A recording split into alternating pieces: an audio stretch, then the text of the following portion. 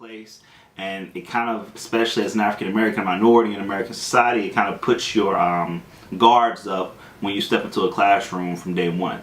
And I think a lot of African American parents tell African Americans that this is a thing, racism is a thing, so you have to be aware of that when you step into a classroom, whether it's from your peers, whether it's from your teacher, that these things could happen. So knowing that going in, you're automatically a little insecure when you step foot in that classroom.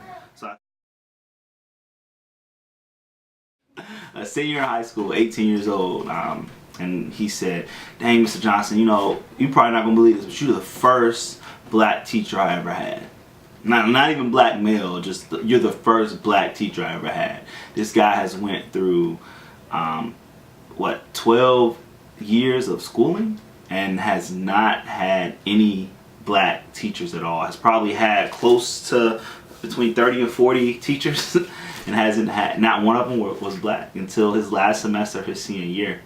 And he was just happy to work hard and happy to participate in discussion because he had an African American teacher."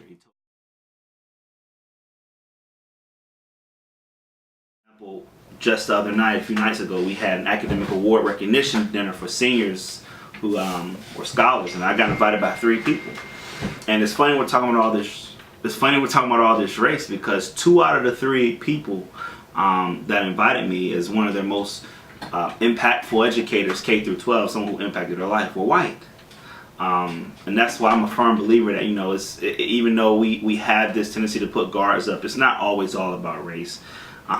This is not always this whole construct that people are trying to keep us down, even though we know that that is a thing. That's not always what it is. So I think that's the greatest thing, is being able to impact people on that level.